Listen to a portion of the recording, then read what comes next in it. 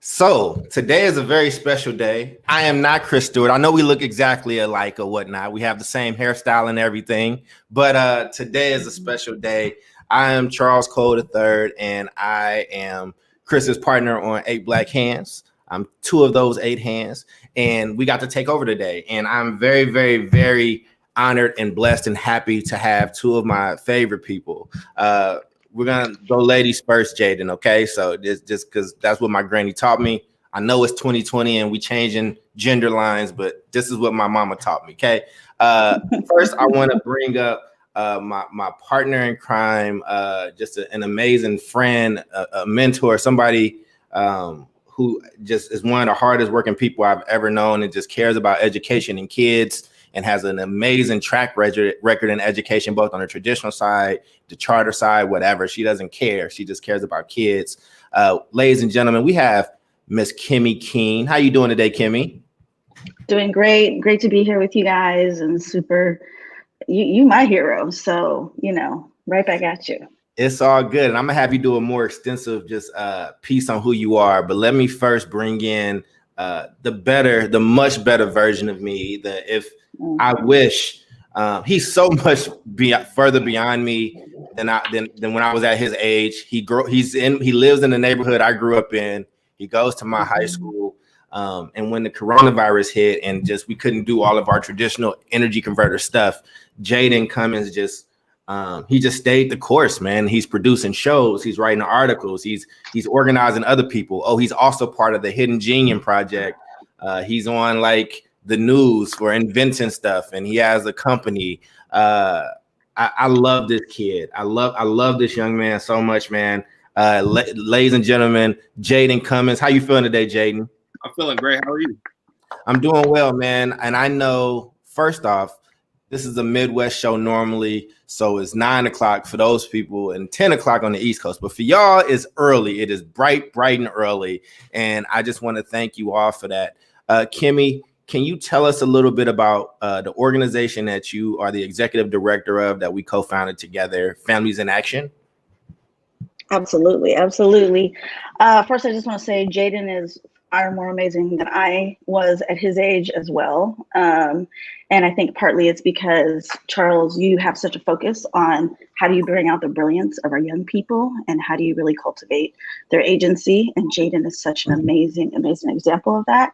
So I stand in both your shadows. I am Kimmy Keene. About a year and a half ago, after 19 years in both traditional public schools and charter schools here in Oakland, we realized as charter school leaders, we had to get ourselves organized into collaboration, because somehow in our city, we're talking about district schools or charter schools, and we're not actually talking about better schools. Mm-hmm. And for as long as I lived in Oakland, since I was 7 years old, I've lived in East Oakland, we have needed better schools. And so that's what our organization is about, is saying that the families who have had the least access to good schools in our city are the ones that deserve the most access and the most decision making. So our work is really, the core of our work is really about developing family leadership, and it's about developing youth leadership, like young people like Jaden, and saying, how do we cultivate their agency, voice, and really how do we reclaim the power of our communities to decide what is best for them in education? So that's the work we've been up to. And you've been an amazing founding partner. And I think your focus on the smarts, the intelligence, the brilliance that our families and youth bring is really kind of a core pillar of what we're doing. So we've loved partnering with you, learning from what you do, because you've been doing it for a long time. I appreciate that. That means so much to me, and I love being in partnership with you. Jaden, the young Jaden Cummins. Just tell us a little bit more about you, man, and introduce yourself to Chris's 31,000 people that love and follow his work, man. And I think you're the best example of all of us and what we can be, and if we have good education, what it can do for folks. So tell the world who you are, Jaden. So hello, everyone. I'm Jaden Cummings. I attend Emeryville High School near Oakland, California. I've been a part of the Energy Convertors program for 2 years. We have done a lot of work in that program. advocating for student agency, which is students' responsibility in taking control of their education. We right. work with A through G trying to change the legislation in Oakland schools, trying to eliminate the grade letter B. I'm currently am writing an article as Charles said earlier. I'm also have my own podcast that I produce on at noon Pacific time on Fridays. That features a lot of youth youth who I platform. Charles also mentioned the fact I'm in the Hidden Genius Project, who trains and mentors Black male youth in technology creation, entrepreneurship, and leadership skills to transform their lives and communities. And I'm very thankful for Kimmy and Charles of having me on. That's what's up, man. Well, I think you're, like I said, I think you're an incredible young man. And let's get into it. Let's have this conversation. Part of the reason I wanted you two to be on is because there are these wars. There's these wars between charter schools, traditional schools, whatever the case is. And I was intentional about having a traditional school young person on, and Kimmy, who's worked and done amazing work on both sides of that fence, and now is working to make sure that people in Oakland have options, because we haven't been serving kids as best as we could. So like, let's really just dive into it. When we talk about better education for all kids, you know, let's talk about exactly what that means. So Kimmy, you know, you've been doing this the longest out of both of us. You know, when I say better education for all kids, including sped kids, including poor kids, kids with money, or whatever the case is, you know, what does that mean to you? I think it means we have to have our hair on fire as concerned citizens, as leaders, as parents, that in our city, 1 in 5 Black children are at grade level of math. That means 1 in 5 is being prepared to be successful post high school, in college, or whatever they choose to do. It's not much better for Latinx students in our city. It's about 1 in 4 is at grade level in math. That's just unacceptable. And so all my energy goes to trying to figure out, how do we get better schools? And how do we make sure who has the choice and agency are the folks who are closest to that problem of being surrounded by the underperforming schools? And I was very inspired. I'm a huge fan of Chris Stewart. And the way he's called that out is saying there are certain communities that have always benefited from having agency. You know, white middle-class families get the most choice. They pull their kids out, they go to private schools. We just believe all of our families, and our families who've had the least benefit from our traditional public schools, have that same kind of agency, and they should have that same control and reclaim their power over their children's education. Same for the youth. Youth know when it's not working. Jaden will tell you in a minute when school is not working for him, a teacher's not working for him, and that's how it should be. So that's what we're trying to do, and just that's our simple, just kind of core value. And Kimmy, I want to stay with you for a little bit, and you know, and I don't know if Jaden knows this either. I think people may listen to you, but I don't think anybody can hear any of us until they know who you are. And Kimmy, a lot of people ask me about my story, or they're interested in it, but Kimmy, you have an incredible story, and you have an incredible journey that's kind of guided you to this place, and you know, and it's informed your decision to do amazing education work and to be the type of wife and mother you are. I mean, you're just such an amazing human being. Like, you know, and I hope I'm not embarrassing you and make you feel uncomfortable. You are, but your story is powerful, because people have to understand where we started at, so they can understand the motivation by what we do. And I also think it'll be really good for Jaden to hear your story. So tell us about you, Kimmy, and how you started out. Yeah, only because you always tell your story and you do it, and it's very inspiring. So I'm gonna do it just because you do it. I promise you, people are gonna hear you once they find out just how much of a gangster Kimmy Keene is. So tell us, start in high school, Kimmy. What was your high school experience? Yeah, I was always. Can I start a little farther back? You can start back wherever you want. All right. Well, when I was really little, my mom got pregnant when she was 19, and she was really young, and she was on her own. So she needed help taking care of me. So when I was really little, I was actually in an African-American foster family, which was a great experience for me from 0 to 3. And my foster mother was the most amazing woman. She raised 17 children in the foster care system. And most of them were, the victims of abuse and violence. And she was just a healer. She would just hug you until you were whole again. But I learned later in life, she couldn't read. She'd grown up in the South and she didn't really have access and wasn't able to go to school. So that had a huge impression on me. This woman who had just basically taken care of me, had never got the chance to read. And so that's something I really carry with me, and just in education is like our system has been set up for folks like my foster mother for it to be okay that she never got the education that she deserved. And then second, when I went and moved back in with my mom, she was just a fighter for justice, a little petite 5'2" woman, but she always taught me, when you see something that's not right, you go after it. Don't wait for anybody. You say something, you stand up, you act on that. And so I think those two women in my lives really propelled, why I care so much about education and trying to speak up and trying to build power. And for me, I loved school. I was a really good student. But then when I got to high school, I went to a huge comprehensive high school here in Oakland, and I was just lost. And teachers were trying to tell me it was their way or the highway. And so I was like, it's the highway. So I basically flunked out of my sophomore year and dropped out of high school then, and just didn't really feel like I needed education, and worked for a couple of years and then realized, oh yes, I needed education. But I had to really fight my way back.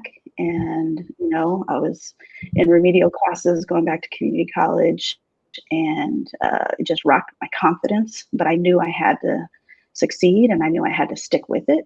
And I knew that there was purpose for me to do that. So I think that's what really attracted me to education, is like, if someone like me can slip through the cracks, think about all the young people who are not getting the education that they deserve. So I've been a teacher, principal, district charter for about 20 years, and I absolutely love it.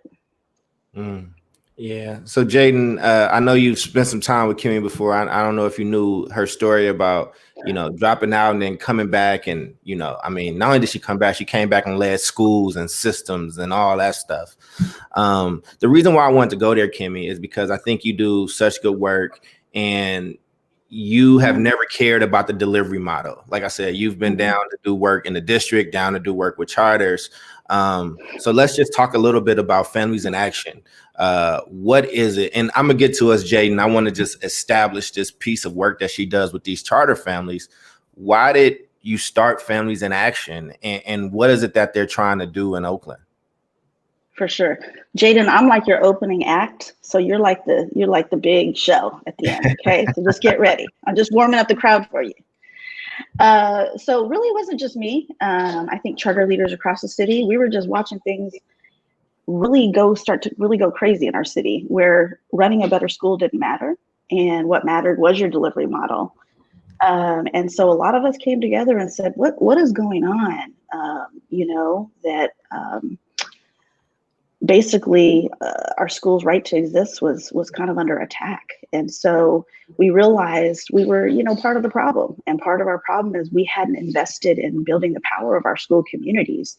And then we have just amazing leaders among our youth, among our parents, and we've got to invest in them. They're the ones we work for.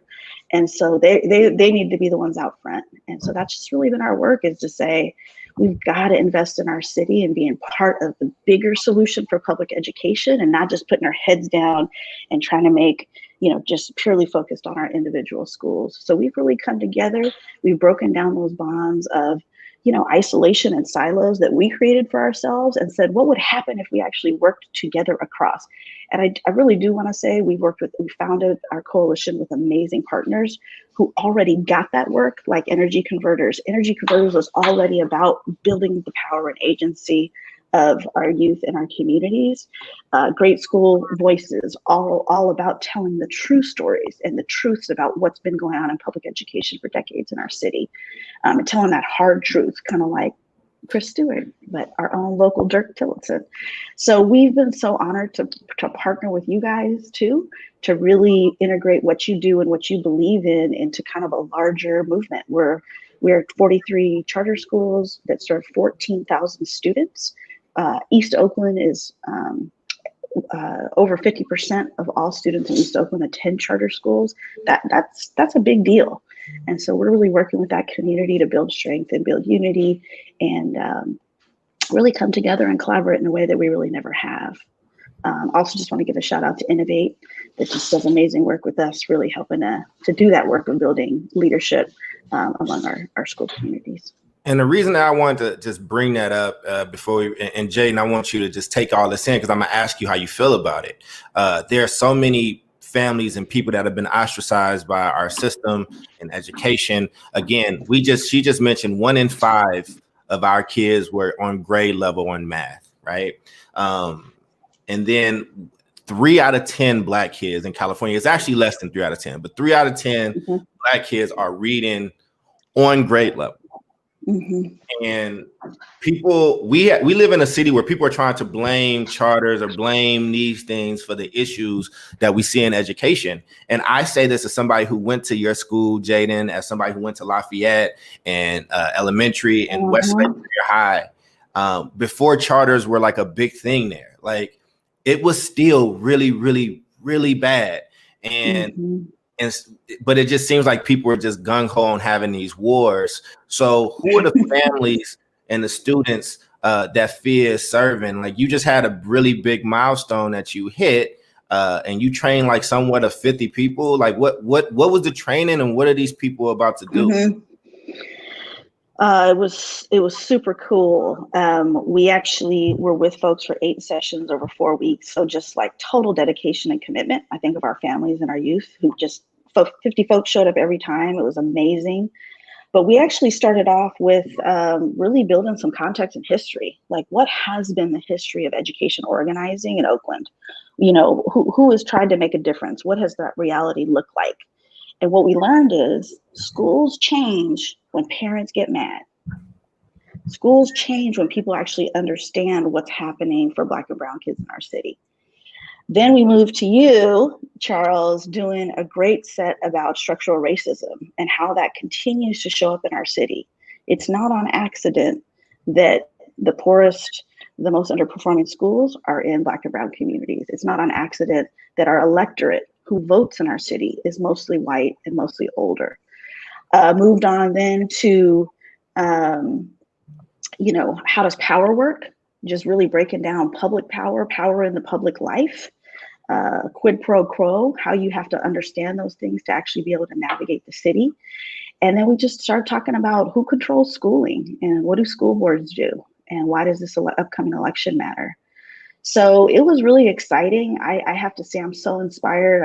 I give so many shouts out, Jamila Bowling, Lene Chisley, Mario Ramirez, Myra Cruz. We just had so many amazing folks in our institute this summer that are just fired up and really ready to kill it. So it was great, and it was great having you with us. And we're just excited for how our parents and youth are gonna, continue to lead.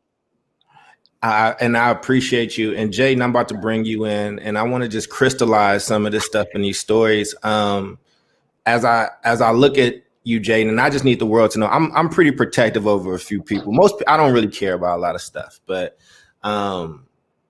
Jaden Cummins, this kid, like if somebody got something, I'll lose it all. I just need people to understand. I need people to know I am irrationally protective over this just pure brilliance that has not been touched by the same things I was touched in my neighborhood. And I'm just so proud of him. And Jaden, I don't know if you know this, you know some of it, but I went to a bunch of schools, 11 elementary schools, all that stuff. And this is how flippant education can be. When I got to Lafayette Elementary, I had an accent, a strong Chicago mixed with Kentucky accent. And because I talk different, they were going to put me in special ed. And what saved me is that Kentucky was just gung-ho on reading. So I could read out loud really well. They had me read out loud like the third day in class. And because of how I read, they put me in the GATE program. So Kimmy, as somebody who runs schools and understands education, we went from you were about to diagnose me and put me into special education. Yes. It's flipping in the same week that now I'm tracked into a GATE program, which changed my trajectory on the type of classes I would then get in middle school, which then I got at Emory. And it's that crazy. But here's how I ended up at Emory, Jaden, and you might not know this. At my church, all my church sent their kids to this huge high school called Berkeley High School. It's in Berkeley, California. It was built in partnership with UC Berkeley. So they have all these classes. It's a huge school. And my mother filed for what's called an inter-district transfer. Because I lived in Oakland, I had to get a transfer to go to school in Berkeley. And my mother was denied. And she was like frustrated. You know, my mother had gotten clean when I was in middle school. Both my parents had gotten clean, and both my parents were in and out of jail until, like, you know, they cleaned themselves up like towards the end of elementary and middle school. And I'm proud of them. But my mother was so frustrated, and she wanted to make sure I went to the best school. And my mother was informed that if she got caught using the wrong address, she would go back to jail. And so my mother probably doesn't even know this to this day. She might if she watches this. I saw her at the kitchen table just frustrated, in tears, because she wanted me to go to school, and she was about to take that chance and take that risk. And so the next day I played it off because I played basketball. I was like, you know what, Mom? I don't even want to go to Berkeley High. I want to go to Emory, which is down the street. I want to go to a smaller school. This is what I want to do. I wanted to take that pressure off of her. In our country, even before the proliferation of charter schools or whatever, my mother was threatened with jail time for wanting to put me into a better school. But that's how I ended up at Emory. It was not my first choice. But it was down the street. I mean, I'm glad that I went there. So I say that to say, you know, there's something incredibly wrong where people are worried about going to jail trying to do what's best for their kids. We having the wrong conversations. I don't care if you want to go to a charter school, a traditional school, a private school. Jaden, I know you got friends that go to all of them. On the show last week and on A Black Hands, one of your best friends goes to a private school, which is a different experience. And, you know, there are these wars being fought behind the scenes that have nothing to do with kids, nothing at all. So Jaden, let us hear a little bit more about you. We talked about the systemic side where Kimmy is working to change systems, to make sure there's access, to make sure that if you are in a charter school, we not like taking your building away or, I mean, there's some foul stuff that's happening where some school board members are talking down on charter kids, like they're others as opposed to being part of like the city, part of your friends. And Jaden, now I want to go to your work, which is more the agency side, whereas the system might not change tomorrow, but if we empower students, if we empower parents, if we give them the language, they can actually change some things. And even I got you as a sophomore, from when we started, you've changed a lot at your school, at my alma mater. Talk about the changes that you led at our shared high school. Yeah, so first off, I want to say I really I appreciate you guys sharing your stories. Kimmy, I love your philosophy you have towards teaching and education in general. And Charles, again, you know how I feel. It's like, man, that you're just an inspiration to me. Like, you're one of my main driving factors to continue Energy Convertors, to continue to speak out, you know, to make my schools better. But most of the work I've done at Emory, what has been through Energy Converters, and what I did last year, 2019, I wrote an article about how my school needs more college tours and about the mental health of our students, which then led to the creation of a mental health support system at my school. And you know, since I was pushing for a college tour, we eventually got that. So along with that, and just having consistent Energy Converter sessions in which some of my classmates can join, and we could talk about the problems at our schools, how we can fix it, how we should look at education, how we should take it. That is just like that is essentially what I've been doing with Charles at my school, Emeryville High School. Oh, well, don't undersell it. I want to say, Jaden led a talk and he got other students involved and they started going into these mental health stories. I think there was one story about a girl who who thought she was pregnant and was super stressed out. And then there were some stories about some teachers. And then there was just all these stories about mental health. And first off, this generation of young people are just so much more aware and in tune with their own mental health, so much better than generations before them. And their principal heard it. And instead of being upset and instead of like trying to censor, she actually took their podcast episode and made it a part of PD. And I remember this because I had a meeting with her, and there were some teachers that were really upset at the things that those students were calling out. And she had the moral courage to actually start to fix those things. What happened, and Jaden can speak to this as well, is they created with the teachers that the students love the most, because the students will tell you, they created a 24-hour mental health hotline where it was almost like a tree where a student can call a number. And if they're going through something and speak just anonymously and kind of get through some things or whatever. But that was implemented in Emory after, Jaden held that talk. And then the other thing, Jaden, you mentioned it, but I want to sell it for you a little bit more because it was huge. Jaden said we have to be exposed to more colleges and more college tours so we can feel like it's possible. Jaden's thing was, I'm going to college, whether you helping me or not, but I have friends that don't think it's possible. And they found so much love to his principal. I love her so much. Oh man, I miss her.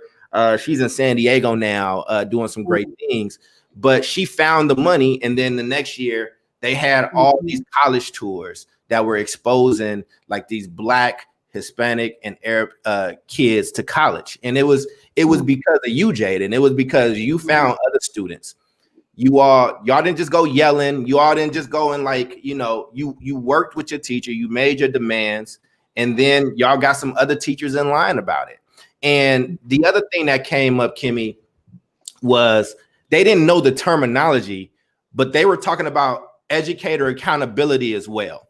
So you had students that were saying, I sit in this class all day and I don't know anything. I don't know what's happening. I don't know what's going on. And they had a principal that listened and partnered with these kids to actually make sure that their teachers were responsive. And I'm gonna tell you a secret, Kimmy, just because nobody's listening, it's just us. Some of those teachers didn't make it back the next year. But Jaden, that was because of you and those students and you pushing them on that agency. So when you hear me say it like that, Jaden, how does that make you feel, man? It makes me feel like I have an impact. What I felt throughout most of my school life and throughout most of my career in education is that I don't really have an impact. I feel like I've always been a little bit outspoken, even in middle school and elementary school. I bring things up, but of course at that age, I wasn't able to articulate it in a way that can actually lead to productive change. And also, I was until they would listen.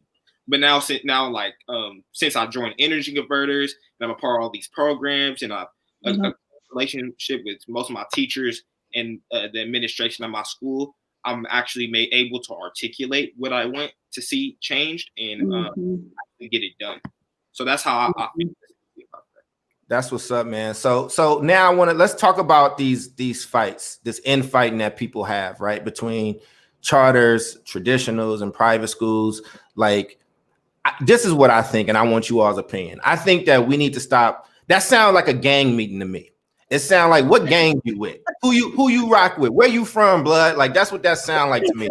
You know what I'm saying? You walking down the street. I remember Jaden didn't grow up in this Oakland. Jaden, you never know the feeling of being in deep East Oakland when you from North Oakland and you walk in and you hear a noise from behind you and say, hey, blood, where you from? And you by yourself, damn, North Oakland.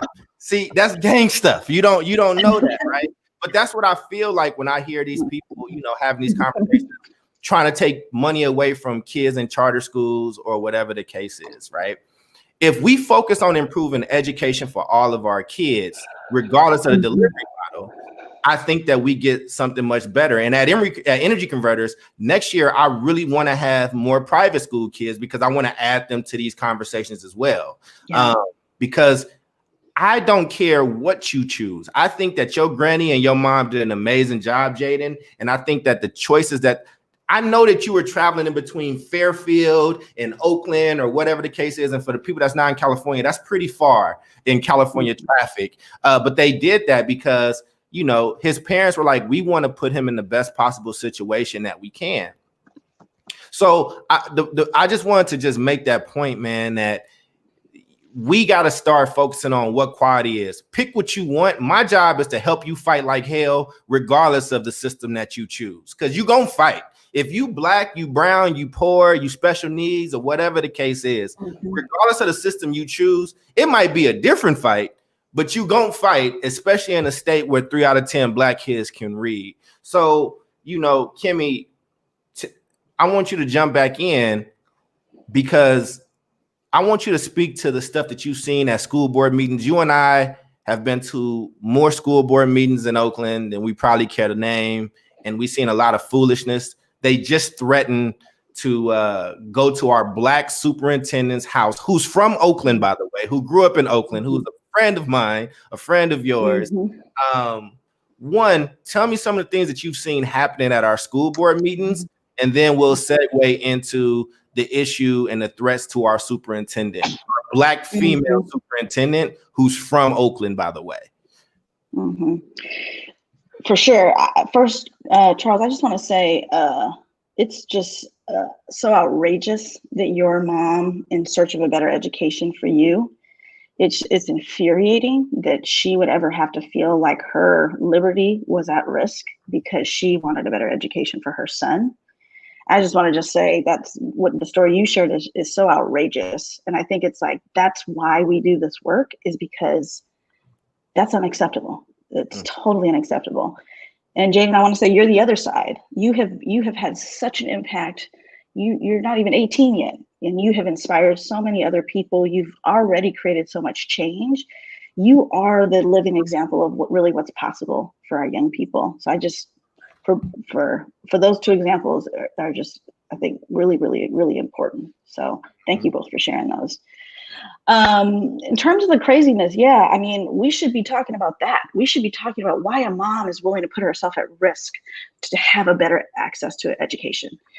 Instead, we're kind of talking about what kind of governance model your school has. Oh, your school's sucking money out of the school system. That's just not the conversation we need to be having.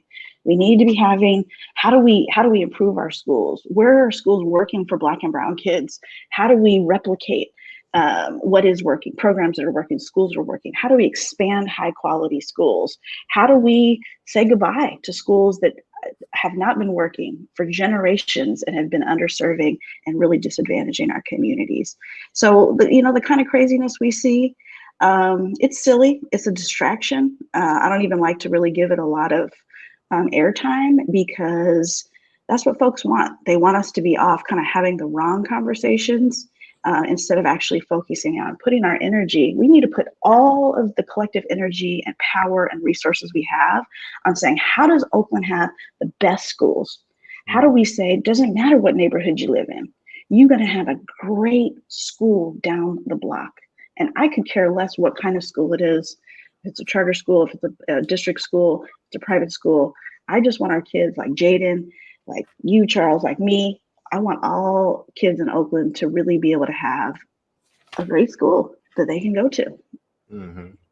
I mean, and we have a big election coming up, and you just helped organize 2 amazing talks, one with Dr. Derek Mitchell that I led 2 nights ago, and then last night the former U.S. Secretary of Education John King, and you and Hasten helped to start a conversation.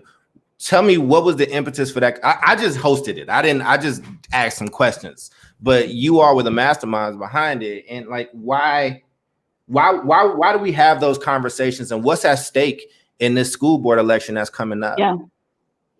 No, I think it's great. I mean, the talks were titled, do we have the courage? Educational equity. Do we have the courage? Do we have the political courage to do what's right? And so I think both of those amazing speakers, and you were amazing, Charles, just did a great job talking about what does it take? What will it take for us as adults to have the courage we need to have to focus on our kids and doing right by our kids and communities. And I will just say, I think you're right. There's a lot of bullying I think I've seen at play in our city, where we're trying to silence folks, we're trying to dehumanize folks, to get our point across and to distract people.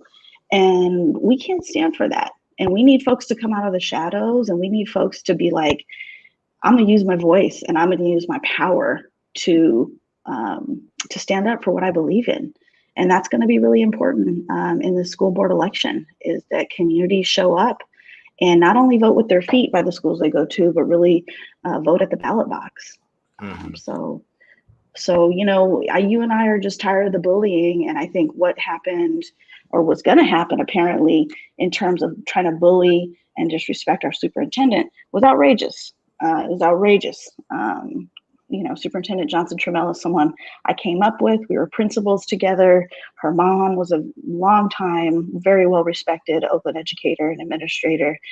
And we don't bring bullying tactics to people's homes and people's families. And I really appreciated that got called out this week, because that's not how we should roll. And just for context for the people listening, and for you, Jaden, we have Kyla Johnson Trammell, Dr. Kyla Johnson Trammell, and hopefully I didn't mix up. I've been friends with her for a long time, but I always flipped the name on accident. There were actions that were being planned, and one of the actions was going to be to go to her home. Now, the reason why this is an issue is a few reasons, and you need to understand the history of Oakland education. First off, Oakland is one of the places that started tracking.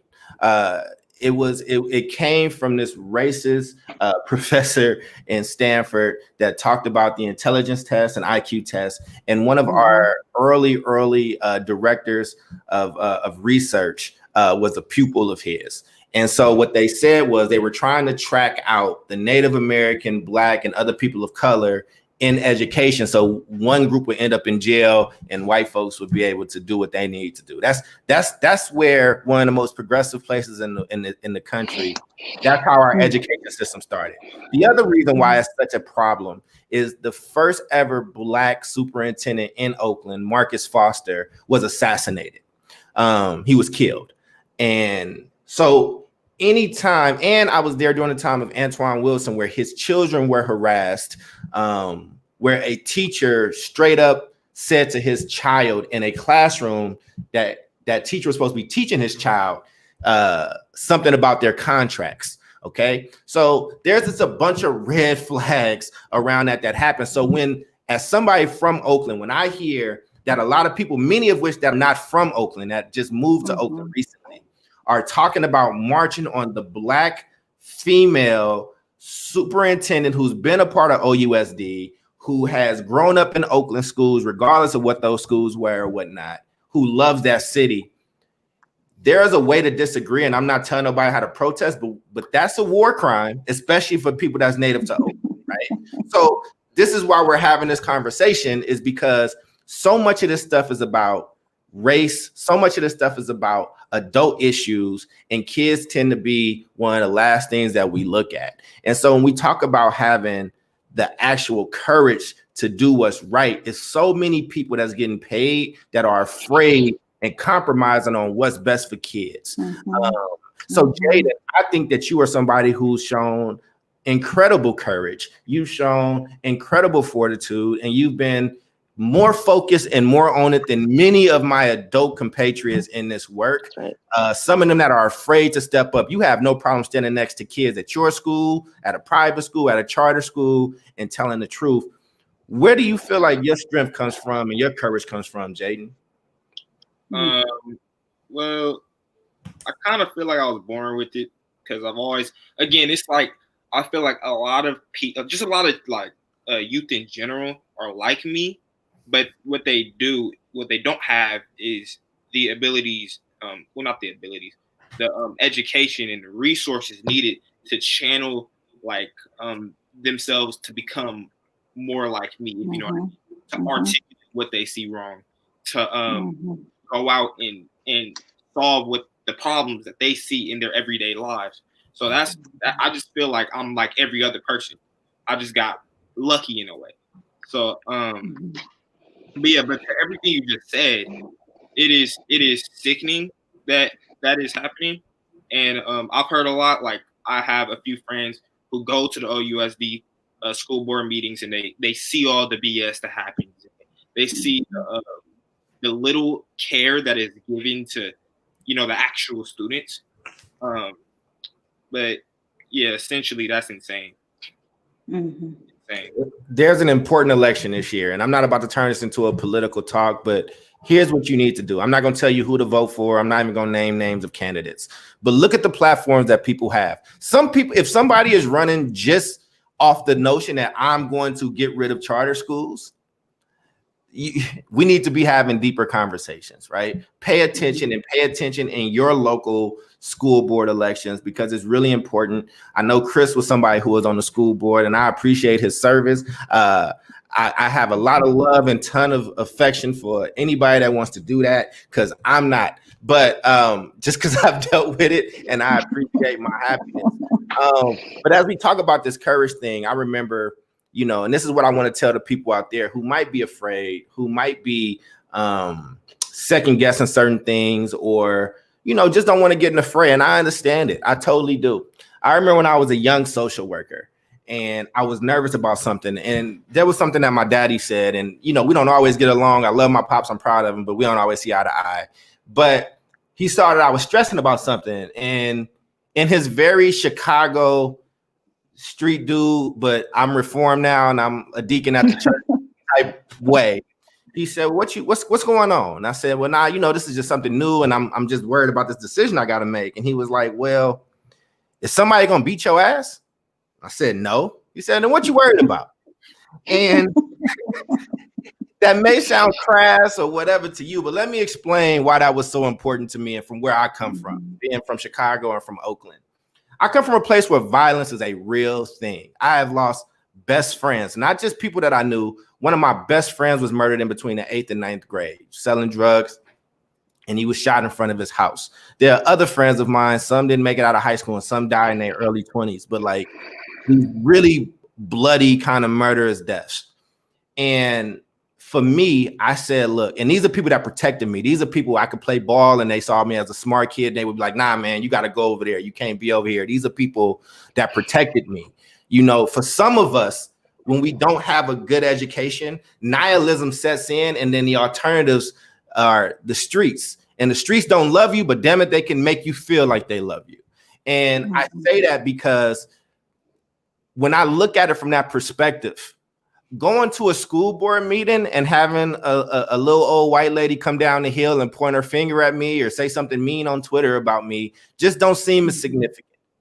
Like, it just doesn't seem as significant in the same type of way.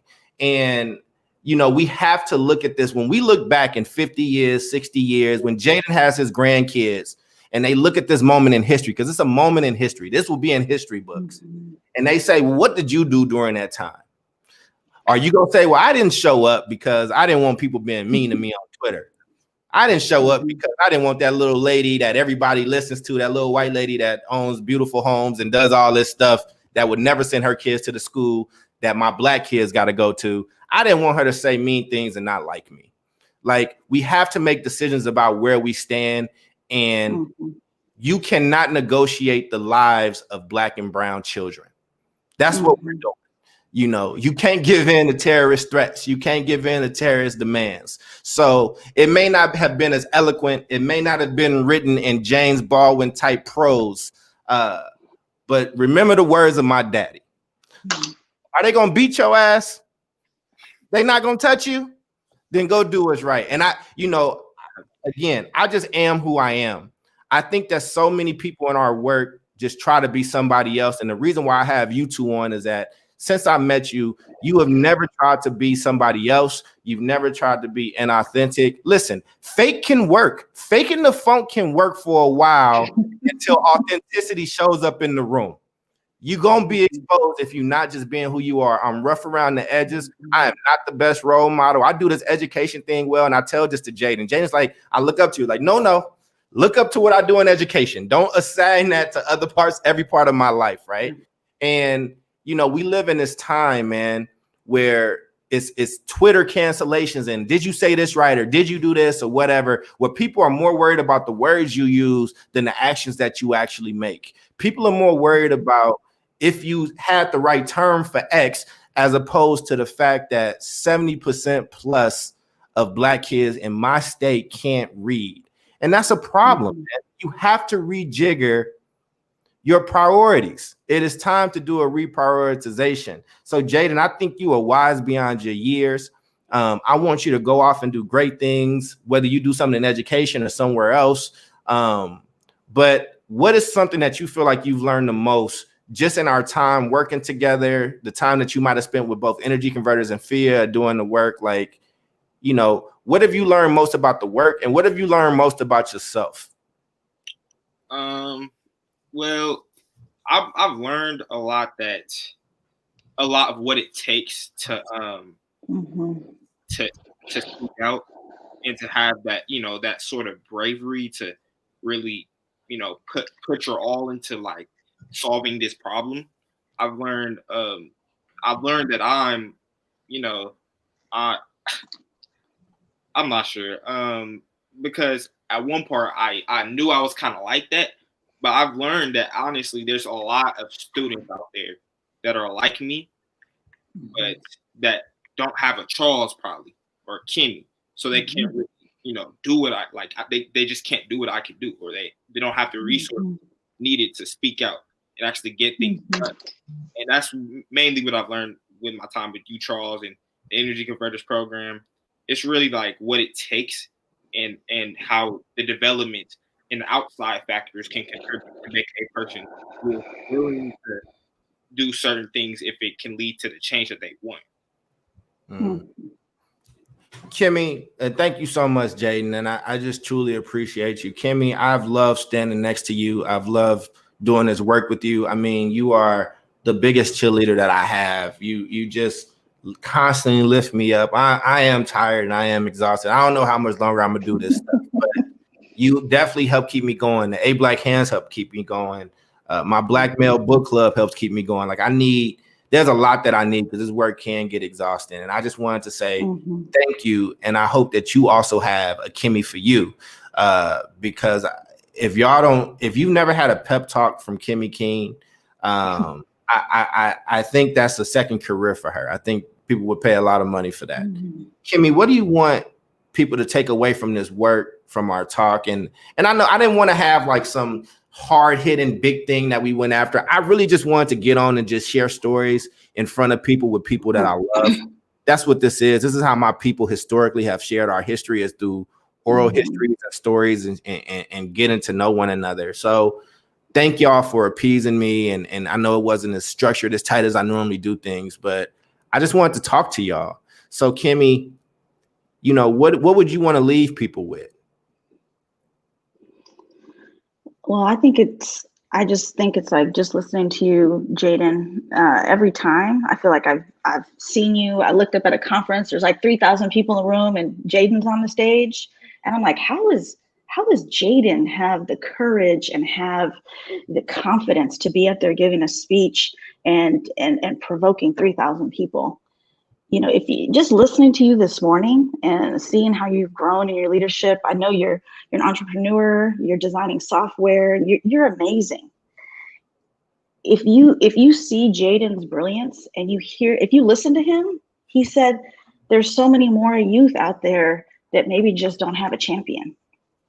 And so if you believe that, I just think, how do you summon the power and privilege you have and use that to get into some good trouble and to make things better and to interrupt some of these systems and to interrupt some of this bullying? How do you provide an alternate voice? I think it's like, for me, I just listen to Jaden and that just fills my bucket. And I just get ready to go out and do another day of work, because if you believe in Jaden and you listen to him and you're inspired and you're like, wow, he's amazing. Well, guess what?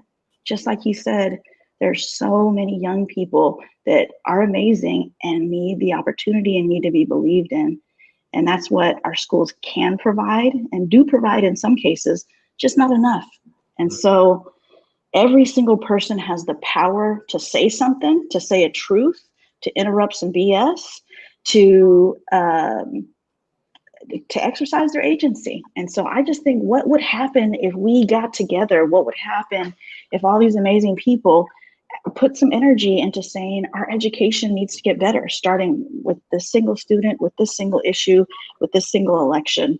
I know we have the power to do something great and do something that will actually really change the game for our kids. That's beautiful, man. I think one of the things that, I think schools is a major lever for it, and that's where I obviously do work in. But a lot of my Kimmy, or my Charles, as you would say, it was a few teachers. It was like a handful out of 40, 50 something that I had. But there were also community programs that I had. Basketball kept me out of so much trouble. I mean, my basketball coaches, I owed them just so much, just around what it meant to become a man, and, being able to take my competitive energy and do something positive with it and keep me out of the streets. There was, I'll tell you one story, and, my boys club that was down the street from Lafayette did way more for me than Lafayette did, if I'm being honest with you. That's also the same elementary school that Huey Newton went to. But I remember one day there was somebody that worked at the boys club, and that was helping me out a lot. And then there was this cat that was going to ask me to do a run for him, right? It's they sometimes they hire kids to be runners, and he was going to give me $20 to basically take a bag from here to there. And that adult, he didn't work at the boys club, but he was just there. He saw that dude talking to me, and he came and he put his hands around that dude's collar and said, "If I ever see you talk to him again, if you ever say another word to him again, you and I gonna have a real serious problem." And that dude, I never saw that other cat again. I never saw either one of them again or whatever. But when I look at moments like that where things could change in like a blink, in my book, I talked about 3 Black boys across the country that grew up very similar to me, that went on to become doctors and become successful. And you have to use pseudonyms. So the 3 pseudonyms I used were real people in my life that are dead. One of them is in jail for a long time, but the other 2 are dead, right? And they were, for all intents and purposes, 97% the same kid, whether they were in Oakland, whether they were in New York, Richmond, wherever. But it was small little moments like the one I just defined that put somebody on the path to life and success, and that not happening put somebody else on the path to death. It's not just about a test score. It's not just about, what these numbers look like. It's what these numbers represent. When you got 3 out of 10 Black kids that can read, some of those 7 are going to die. They're going to fucking die. And I'm sorry, Chris, I don't know if you don't allow cursing on your platform, but that's the risk that you take with me. I'm very serious about this because we all can play a role in interrupting this. It ain't just schools, and it's not just teachers. There are tutors around. There are boys clubs. There are after school programs. There are churches. There are mosques. There are just people in the community that grab somebody and take them under their wing. Yep. There are fathers that might be in this home, and then even though my dad was on drugs and in and out of jail, I was still one of the only cats on the block with a dad. And it actually made a big difference in my life because there's certain things I didn't do because my dad was there. And you know what my dad did? Even though we never really got back to where we needed to be, my dad ended up being a father for a lot of people in my neighborhood. My best friend went to him and talked to him when he was deciding to go to the Army. He didn't talk to me. He went to my dad. So if you think that you don't have power, that's a lie from the devil and from the pits of hell, and you need to reject it. Because you do. We all have a role in interrupting this. What I try to represent is, I want to change systems, and I want systemic things to get better, and we working on that. And those things take time. But there are things that we can do right now in our power to interrupt what is happening to our kids. Because I'm a hard, brittled kid. I saw a lot of stuff. I've seen people die. my heart got real cold early. But then you meet Jaden, who's growing up in the same neighborhood, and he just has a heart of gold. He loves people. He loves things, right? Like he gets to like actually just enjoy himself. And that's because of his parents and because of the people that's in his life. So I want to end this by saying, one, Kimmy, I love you. Jaden, I have unconditional love for you. And what that means is it doesn't matter what you do. It doesn't matter what mistakes you make. It doesn't matter what heights you climb or how low your debts get. I love you regardless. And being able to tell a Black kid that they will be loved regardless of what's happening and they can always return to that makes a huge, huge difference. So I just want to thank you all again, man. And again, I hope you all had a good time.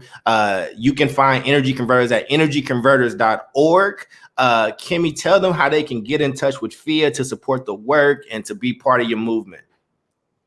We're at fiaoakland.org ourselves online. You can find us at FIA Oakland.